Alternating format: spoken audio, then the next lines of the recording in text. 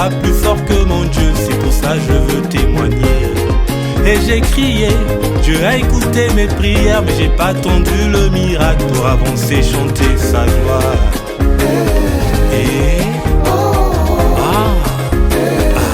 la gloire de Dieu, je vais chanter, je vais chanter. Bienvenue dans le mystère La vie en Christ qui a pour vocation première de t'affermir dans ta marche avec le Seigneur Jésus-Christ. Si tu n'es pas encore abonné, abonne-toi. Partage cette vidéo massivement et like. N'oublie pas de cliquer sur la cloche de notification pour recevoir plusieurs de nos capsules qui vont radicalement changer ta vie. Dans cette nouvelle vidéo, nous allons parler de 7 ennemis de la destinée. Ces ennemis peuvent t'empêcher d'entrer dans ta destinée. Donc il faut éradiquer, enlever ces ennemis de ta vie si tu veux entrer dans ta destinée. Ces ennemis te ralentissent pour entrer dans la terre promise.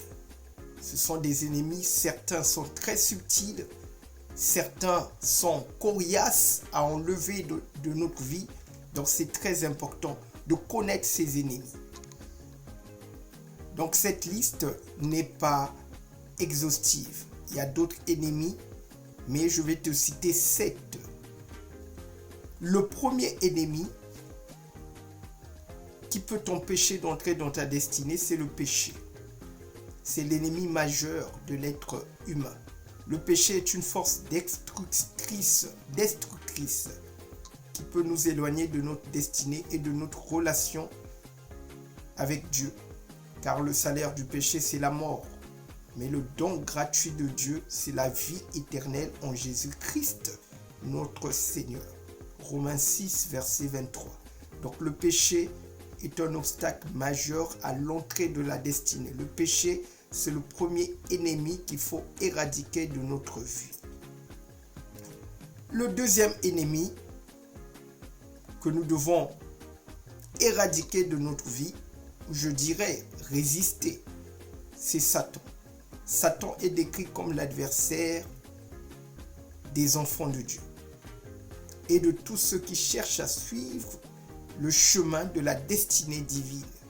Dans 1 Pierre 5, verset 8, il est écrit « Soyez sobres, veillez, votre adversaire le diable rôde comme un lion rugissant, cherchant qui il dévorera. » 1 Pierre 5, verset 8. C'est le deuxième ennemi qu'il faut faire attention sur le chemin de la destinée. Le troisième ennemi qu'il faut balayer pour entrer dans notre destinée, c'est la peur. C'est vraiment une arme très redoutable que l'ennemi est en train d'utiliser dans ces temps de la fin. La peur peut nous paralyser et nous empêcher de poursuivre notre destinée avec confiance et audace. La peur peut nous empêcher de saisir les opportunités que le Seigneur mettra sur notre chemin. Dans 2 Timothée 1, verset 7, il est écrit « Car ce n'est pas un esprit de timidité que Dieu nous a donné, mais un esprit de force, d'amour et de sagesse. » Donc la peur est un ennemi subtil qui empêche plusieurs enfants de Dieu à entrer dans leur destinée. Le quatrième ennemi qu'il faut éradiquer, déraciner de sa vie, les doutes et les incertitudes. Les doutes et les incertitudes peuvent ébranler notre foi et nous empêcher d'aller de l'avant vers notre destinée. Dans Jacques 1, verset 6, il est écrit « Mais qui la demande avec foi sans douter, car celui qui doute est semblable au flot de la mer, agité par le vent et poussé de côté et d'autre. » Jacques 1, verset 6. Donc Dieu n'aime pas le doute. Il aime des personnes qui font montre d'une foi ferme, inébranlable, qui ne peut être vacillée par aucune tempête de la vie. Or, sans la foi, il est impossible de plaire à Dieu.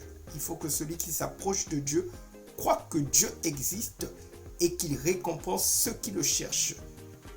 Donc dès que les doutes commencent à t'assaillir, mon frère, ma soeur, rappelle-toi que Dieu récompense. Donc les doutes et les incertitudes, ce sont des ennemis de la destinée.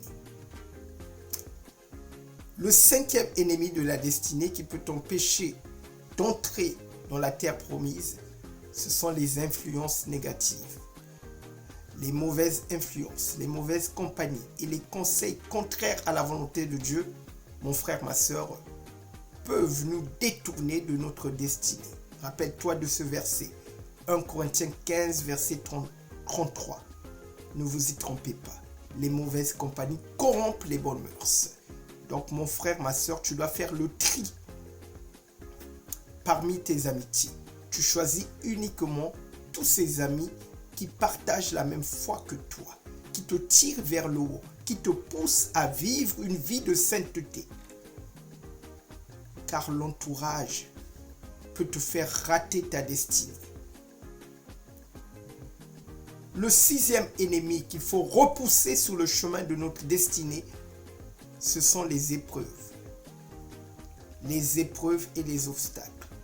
Mes chers amis, les épreuves font partie intégrante de la vie. Les obstacles font partie intégrante de la vie. Ces obstacles ont pour unique objectif de fortifier notre foi, de la solidifier.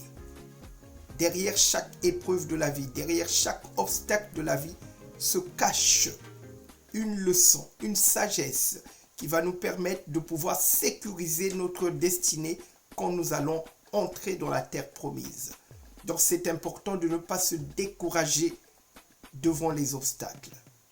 J'ai fait une première vidéo où je parlais de l'équipement qu'il te faut pour entrer dans ta destinée.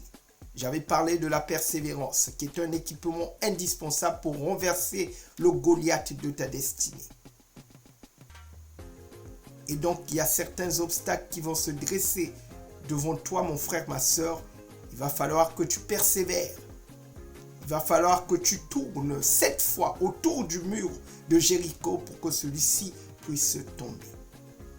Donc, il va falloir que tu sois attentive ou attentif à la voix du Saint-Esprit pour qu'il te donne la sagesse qu'il faut pour renverser cet obstacle. Donc les difficultés et les épreuves peuvent sembler insurmontables, mais ils peuvent aussi forger notre caractère et renforcer notre détermination. Dans Jacques 1, verset 2, il est écrit, mes frères et sœurs, considérez comme un sujet de joie complète les diverses épreuves auxquelles vous pouvez être exposés. Jacques 1, verset 2. Donc mon frère, ma soeur, c'est le 6e ennemi à faire tomber dans ta vie si tu veux entrer dans ta destinée. Le 7e ennemi, l'un des plus coriaces, la chair. L'apôtre Paul a dit, dans Galates 5, verset 16, « Marchez selon l'esprit et vous n'accomplirez pas les désirs de la chair. » Quand on continue plus bas, l'apôtre Paul dit que la chair a des désirs contraires de ceux de l'esprit. C'est que la chair, elle est avec nous. Donc nous devons la crucifier par le jeûne, la prière. Et en écoutant la voix de l'Esprit Saint. C'est le 7e ennemi le plus coriace, la chair. Parce que la chair a des désirs. Et si on n'a pas une vie de sainteté, de prière et de jeûne, il nous sera difficile d'assujettir, de crucifier cette chair. Donc voilà mon très cher frère, ma très chère sœur, les 7 ennemis que tu dois déraciner de ta vie. Cette liste n'est pas complète. Il faut reconnaître que les ennemis de la destinée sont réels. Et combattre ces ennemis, il va falloir que tu puisses revêtir l'armure spirituelle citée dans Éphésiens 6, telle que la prière, la méditation de la parole de Dieu, la confiance en Dieu et la sanctification. N'oublions pas que dans ce combat, Dieu est de notre côté et nous pouvons surmonter tous les obstacles et atteindre notre destinée. Donc n'oublie pas de t'abonner, de partager cette vidéo massivement, de la liker et surtout clique sur la cloche de notification. Que le Seigneur Jésus-Christ te bénisse. Pas plus fort que mon Dieu, c'est pour ça que je veux témoigner. Et j'ai crié, Dieu a écouté mes prières, mais j'ai pas attendu le miracle pour avancer, chanter sa gloire.